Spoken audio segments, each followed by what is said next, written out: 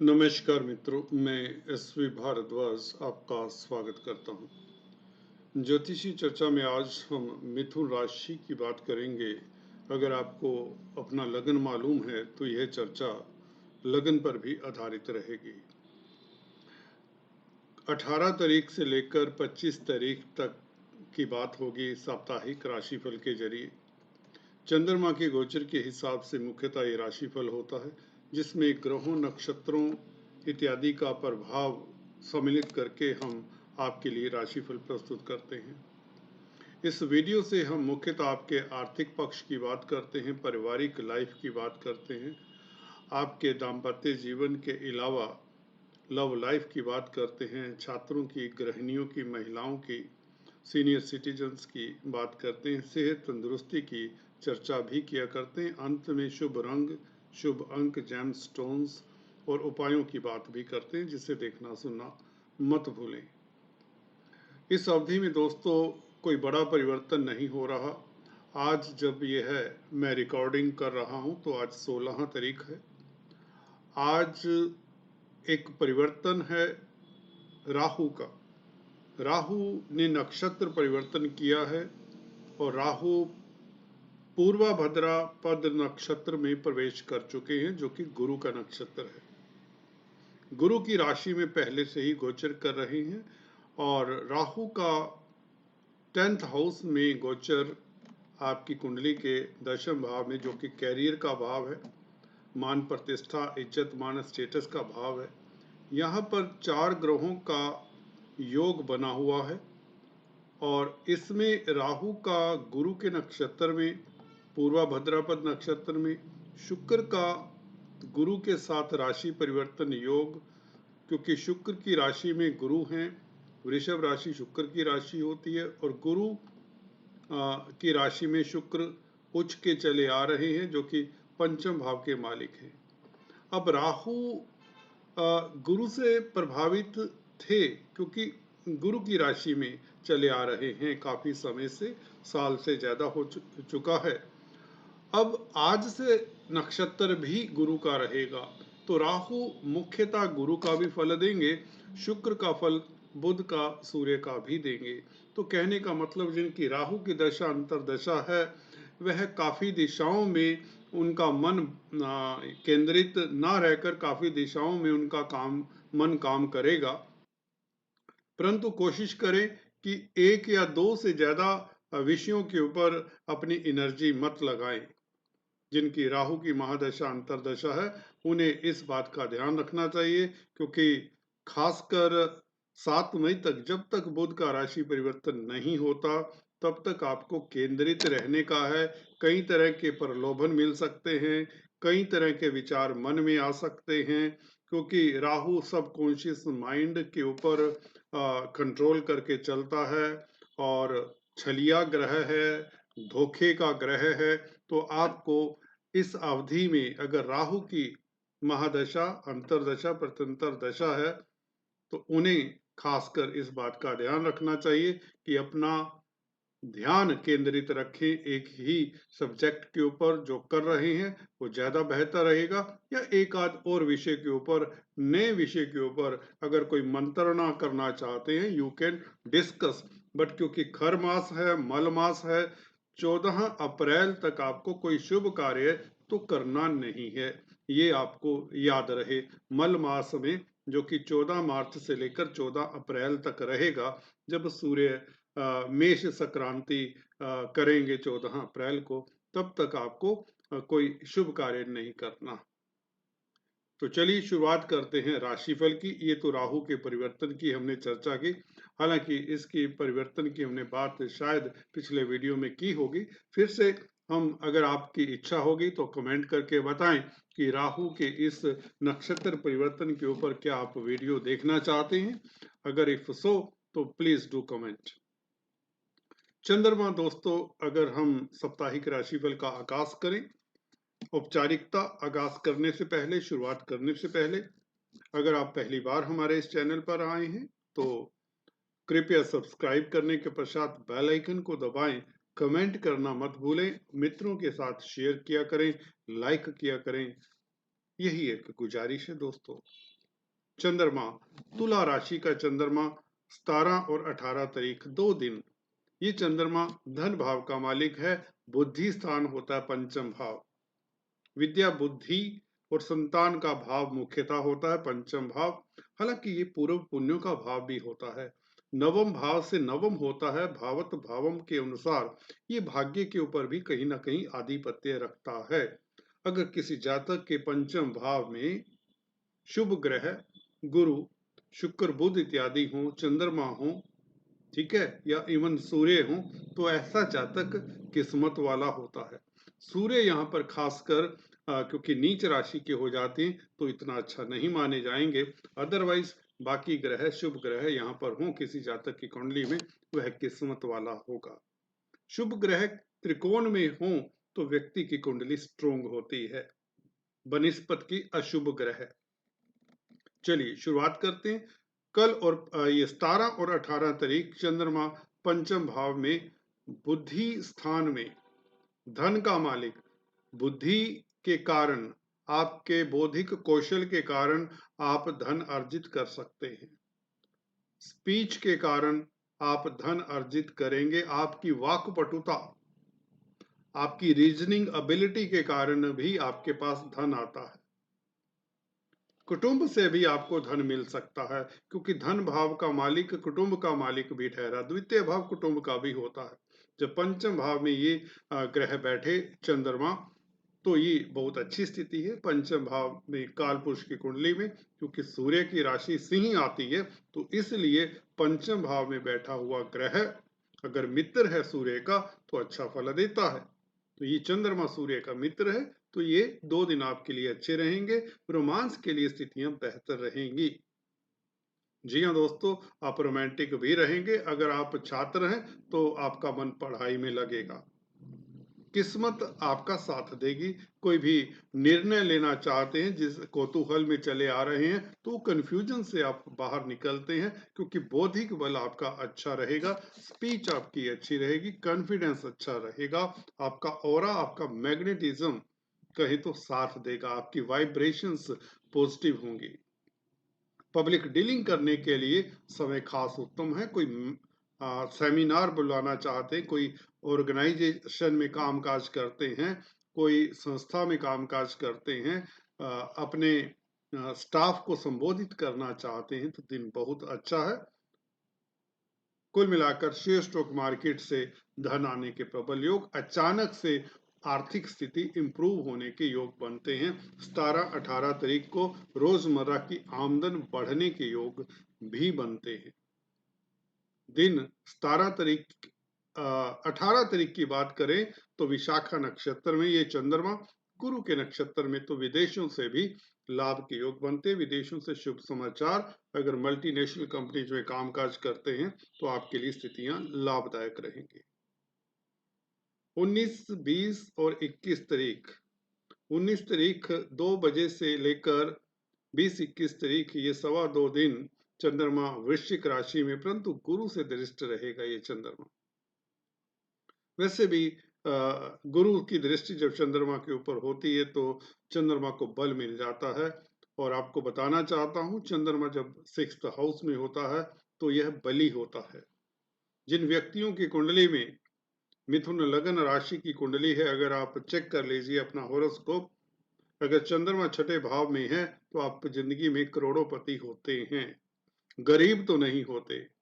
अगर आज की स्थिति अगर आपकी अच्छी नहीं है तो यकीन मानिए ये चंद्रमा के कारण आप करोड़ोंपति होते हैं।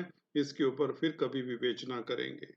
अभी बात करते हैं साप्ताहिक राशिफल के जरिए 19, 20, 21 तारीख आपका कैसा रहेगा। गुरु से दृष्ट है, गुरु आपके सप्तम भाव के भी मालिक हैं। सप्तमेश द्वितीयेश का संबंध होता है, तो व्यापार से लाभ होता है, रोजमर्रा की आमदन में वृद्धि होती है, बैंकों से ऋण इत्यादि मिल जाता है, बैंकिंग प्रणाली की मदद मिलती है आपको। शत्रुहंता रहते हैं, कोर्ट कचहरी में आपकी फतेह के योग बनते हैं, और विदेशी कामकाज में आपको खास सफलता मिलती है। धर्म कर्म के कामों में भी आपकी रुचि रहेगी। फाइनेंस संबंधित कामकाज करते हैं तो दिन आपके लिए बेहतर रहेगा। सर्विस रिलेटेड मैटर्स को डील करने के लिए, अगर आप नौकरी करते हैं, अपनी कोई फाइल को प्रोसेस में लाने के लिए, या नौकरी में किसी तरह का अवरोध है, किसी तरह का भय चिंता है जॉब को लेकर, उसका सॉल्यूशन ढूंढने के लिए ये दिन अच्छे रहेंगे। 19 तारीख 2 बजे से लेकर 21 तारीख तक दोस्तों ये दिन आपके लिए बहुत खास रहने वाले हैं। गुरु के प्रभाव में जब भी चंद्रमा होता है तो धन भी आएगा, कुटुंब के साथ आपका क्वालिटी टाइम भी बीतेगा। जी हाँ दोस्तों, धन का मालिक है और आपके कैरियर के मालिक गुरु से दृष्ट है चंद्रमा, तो आपके पास धन आने के योग बनते हैं और आपका कैरियर स्मूथ रहेगा, जॉब स्मूथ रहेगी, बॉस आपके कार्यों की सराहना करेगा। कुल मिलाकर किसी अजनबी व्यक्ति के साथ आपका इनकाउंटर हो सकता है। जो इमोशनल इनकाउंटर होगा वह लंबे समय तक चल सकता है और किसी रिश्ते में तब्दील भी हो सकता है। दोस्तों 22-23 तारीख को धनु राशि का चंद्रमा मंगल के समक्ष रहेगा। मंगल चंद्र योग ये लक्ष्मी योग भी होता है और वैसे भी मंगल लाभ स्थान का, इनकम का मालिक है। चंद्रमा धन भाव का मालिक है, तो ये लक्ष्मी योग बहुत प्रबल योग हो गया दोस्तों। इस योग के चलते आपके पास धन आने के प्रबल योग बनते हैं। अगर आप खाद्य पदार्थों में डील करते हैं, होटलियर्स हैं, रेस्टोरेंट रन करते हैं, आग से संबंधित कोई कामकाज है, ऑर्डिनेंस फैक्ट्रीज में कामकाज करते हैं, आर्मी डिफेंस पैरामिलिट्री फोर्सेस में हैं, या शिपिंग इंडस्ट्री में हैं, मेडिसिन के साथ कोई आपका नाता है, फार्मा लाइन में कामकाज करते हैं, तो 22-23 तारीख आपके लिए बहुत उत्तम है। व्यापार के लिए खासकर आपके लिए ये दिन बहुत शुभ रहेंगे और जमीन जायदाद प्रॉपर्टी में इन्वेस्ट करने से आप लाभान्वित हो सकते हैं। फिर भी 22 तारीख को काले कुत्ते को कुछ ना कुछ खिलाएं, आपके लिए और भी बेहतर फल मिलने के योग बनते हैं। चींटियों को आटा शक्कर डालें। 22-23 तारीख दिन बहुत शुभ रहेगा। दाम्पत्य जीवन आपका अच्छा रहेगा। पार्टनरशिप में बिजनेस खूब चलेगा। पार्टनरशिप से आपको आमदन के योग बनते हैं। रोजमर्रा की आमदन, इनकम में वृद्धि के योग बनते हैं। व्यापारी जन के लिए दिन उत्तम रहेगा। आपकी इनकम का ग्राफ बढ़ने वाला है। व्यापार में आपको सफलता मिलने वाली है। कोई सुखद घटना, कोई शुभ समाचार आपको 22-23 तारीख को, 23 तारीख को खासकर मिल सकता है। 24-25 तारीख को ये चंद्रमा गुरु से दृष्ट होगा, मकर राशि में होगा, अष्टम भाव में होगा। 24 तारीख अष्टम चंद्रमा 10 बजे के उपरांत शुरू हो जाता है अष्टम चंद्रमा। तो अष्टम चंद्रमा इसलिए दिक्कत देता अगर इसके ऊपर गुरु की दृष्टि ना होती, तो ये चंद्रमा बली हो जाता है, गुरु के प्रभाव में है, तो इसलिए अष्टम चंद्रमा का इतना दोष नहीं रहेगा। और मंगल की भी अष्टम दृष्टि है, वह भी उच्च की दृष्टि है इस अष्टम भाव के ऊपर और चंद्रमा के ऊपर। दोस्तों गुरु के प्रभाव के कारण कैरियर के मैटर्स आपके सॉर्ट आउट होंगे। कैरियर को लेकर किस तरह की चिंता है, उसका कोई सोल्यूशन आपको नजर आ सकता है। कोई क्वेश्चन मार्क है दिमाग में, कोई कौतूहल है कामकाज को लेकर, व्यापार को लेकर, बिजनेस को लेकर, आर्थिक स्थिति को लेकर, उसका कोई सोल्यूशन मिल सकता है। क्योंकि चंद्रमा धन भाव का मालिक होकर धन स्थान को देखता है, कुटुंब स्थान को देखता है, तो धन से रिलेटेड कोई भी कामकाज है, कोई डॉक्यूमेंट साइन करना है, कोई भी मनी रिलेटेड मैटर्स हैं, that can be sorted out 24-25 तारीख को, वह सफलतापूर्ण आप सॉर्ट आउट कर सकते हैं। कुटुंब के साथ आपका समय अच्छा बीतेगा, क्वालिटी टाइम बिताएंगे। डाइन आउट के लिए आप संध्या समय जाएंगे, आपको अच्छे अच्छे व्यंजनों का भोग करने का मौका मिलेगा।